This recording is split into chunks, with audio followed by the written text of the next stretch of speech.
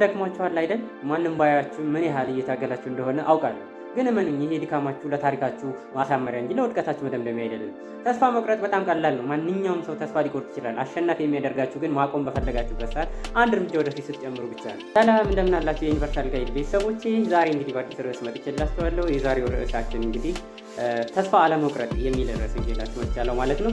እንግዲህ ዛሬ የምናገረው ህይወት ከባድ ለሆነችባችሁ ነው። በትጋት እየሰራችሁ እየለፋችሁ ግን ምንም አይነት ለውጥ ለማታዩ ሰዎች ነው። ለምንድን ነው የሚደክመው? ለምንድን ነው የማይሳካልኝ ብላችሁ ለምትጠይቁ ሁላችንም በህይወታችን አንድ ቦታ ላይ ደርሰን ተስፋ መቁረጥ አማራጭ የሚመስልበት ወቅት አለ። ግን ዛሬ አንድ እውነት እነግራችኋለሁ። ውጤቱ አለመታየቱ ለውጥ እየመጣ አይደለም ማለት አይደለም። ዛሬ በዚህ ቪዲዮ ውጤቱን ባታዩም እንኳን ለምን መቀጠል እንዳለባችሁ በምክንያት እናያለን ማለት ነው። ይህንን ቪዲዮ እስከ መጨረሻው ድረስ ተከታተሉ። ምክንያቱም መጨረሻው ላይ የምነግራችሁ ሚስጥር ነገ ጠዋት ካልጋችሁ ከታላቅ ተነሳሽነት እንድትነሱ ያደርጋቸዋል ማለት ነው። እንግዲህ ይህንን ርዕስ ሳነሳ በሁለት ወሳኝ ነጥቦች ወይም በሁለት ምሳሌዎች አስረዳቸዋለሁ ማለት ነው። ተስፋ አለመቁረጥን ማለት ነው። የመጀመሪያው እንግዲህ የምናገኘው የቀርከሃ ዛፍ ትምህርት ነው። ስለ ቻይና የቀርከሃ ዛፍ ሰምታችሁ ታውቃላችሁ? ይህ ዛፍ ሲተከል ለ4 ዓመታት ያህል ምንም አይነት ለውጥ አያሳይም ነበረ።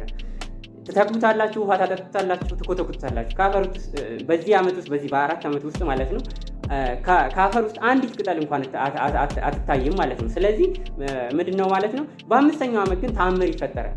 በ5 ሳምንታት ውስጥ ብቻ ዛፉ ስንት ሜትር ያድጋል? 24 ሜትር ያድጋል ወይም 80 ጫማ ማለት ኢማጂን እንግዲህ በ4 ዓመት ውስጥ ምንም ያላሳየውን በአምስተኛው ዓመት 5ኛ ሳምንት ውስጥ ምን ሆነ ማለት ነው? ዛፉ 24 ሜትር ወይም 80 ጫማ ያህል አደገ ማለት ነው። እንግዲህ እዚህ ጋር ጥያቄው ምንድነው? ዛፉ ያደገው በ5 ሳምንት ውስጥ ነው ወይስ በ5 ዓመት ውስጥ ነው የሚለውን ነው እንግዲህ ምን የምናየው ማለት ነው። ኢማጂን እንግዲህ መልሱም እንግዲህ እናንተ አስቡት ምን ሊሆን እንደሚችል ማለት ነው። ስለዚህ በ5 ዓመቱ ነው። ምክንያቱም በእነዚህ 4 ዓመት ውስጥ ማለት ነው ዛፉ ወደ ላይ ሳይሆን ወደ ታች ስሩን እያጠነከረ ነበር። እናንተም አሁን ውጤት አልታይ ያላችሁ ስሩን እያጠነከራችሁ ስለሆነ መሰረታችሁ ካልጠነከረ ነገ ስኬት ሲመጣ ልትሸከሙት አትችሉ ማለት ነው። ስለዚህ አትቸኩሉ፣ ስሩን አጥብቁ ማለት ነው። እንግዲህ ሁለተኛው ምሳሌ እንግዲህ የምነግራችሁ ደግሞ የበረዶ ግግር ውጤት ነው። እንግዲህ አንድ ክፍል ውስጥ አንድ የበረዶ ግግር ወይም ይሄ አይስ ኪዩብ የምንለው ማለት ነው አለን በል የክፍሉ ሙቀት -10 ዲግሪ ነው። ሙቀቱ ወደ -9፣ -8፣ -5 እንዲሁም -1 ዲግሪ ከፍ ብታደርጉት በረዶ ላይ ምንም አይነት ለውጥ አይታይም። እንግዲህ ስራዬ ዋጋ የለውም ብላችሁ ልታቆሙ ትችላላችሁ በዚህ አሳምፕሽን ማለት ነው። ነገር ግን ሙቀቱ ወደ -1 ዲግሪ ሲቀየር በረዶ መቅለጥ ይጀምራል ማለት ነው። ለውጡ የመጣው በዛች በአንዲት ዲግሪ ሴንቲግሬድ ምክንያት ብቻ አይደለም፣ ከዚያ በፊት በነበሩት ድካሞች ሁሉ ነው እንጂ ማለት ነው። ስለዚህ ስኬትም እንደዚሁ እንደ አይሱ ማለት እንደ በረዶ ግግሩ ነው ማለት ነው። የምታደርጓቸው ትናንሽ ጥረቶች ተከማችተው አንድ ቀን ትልቅ ፍንዳታ ይፈጥራሉ ማለት ነው። አሁን ያላችሁበት ደረጃ ያ የበረዶ መቅለጫ ነጥብ ላይ ቢሆን ለመድረስ ጥቂት የቀራችሁ ወቅት ሊሆን ይችላል ማለት ነው። አሁን ካቆማችሁበት እስካሁን የደከማችሁት ሁሉ ገደል ከተታችሁት ማለት ነው፣ በዚህ አሳምፕሽን ማለት ነው። ስለዚህ ይህንን የበረዶ ግግርና የቀርከሃውን ዛፍ ምሳሌ ለተስፋ አለመቁረጣችሁ ልትወስዱት ይገባል፣ እንደ ትምህርት እንደ ፊድባክ ማለት ነው። ስለዚህ ለምን አሁን ማቆም የለባችሁም የሚለውን ጥያቄ ሲጠይቃችሁ ለምን የሚለውን ነገር ስታነሱ ላይምራችሁ ስታነሱ ተስፋ የምትቆርጡት ስራው ስለከበዳችሁ አይደለም፣ የማልደርስ ይመስለኛል የሚለው ተአምሯችሁ ላይ ድምፅ ስለሚፈጥርባችሁ ነው። ስለዚህ ያንን ጥያቄ ለራሳችሁ መመለስ አለባችሁ። ተመልከቱ እንግዲህ በዚህ ሂደት ውስጥ 3 ነገሮችን ታተርፋላችሁ። የመጀመሪያው በዚህ ትዕግስት ኖሯችሁ ይሄንን ስትጠባበቁ ልክ እንደ ቀርከሃውና ልክ እንደ በረዶ ስትጠባበቁና ስታዩ ወይም ስትመለከቱ እነኚህ 3 ነገሮች ታገኛላችሁ በዚህ ሂደት ውስጥ ማለት ነው። የመጀመሪያው የመማር ሂደት ላይ ናችሁ ማለት ነው። ዛሬ ውጤት ባታገኙ ዛሬ ያገኛችሁት እውቀትና ልምድ ነገ ለምታገኙት ሀብት መጠበቂያ ነው ማለት ነው። ሁለተኛ ባህሪያችሁን እየገነባችሁ ነው ማለት ነው በዚህ ሂደት ውስጥ። ያ ማለት ጽናቴ ፐርሲስተንስ የምንለው ማለት ነው። እንግዲህ ፐርሲስተንስ ሲኖራችሁ ምን አለ ማለት ነው? እናንተ ራሳችሁን እየገነባችሁ ነው ማለት ነው።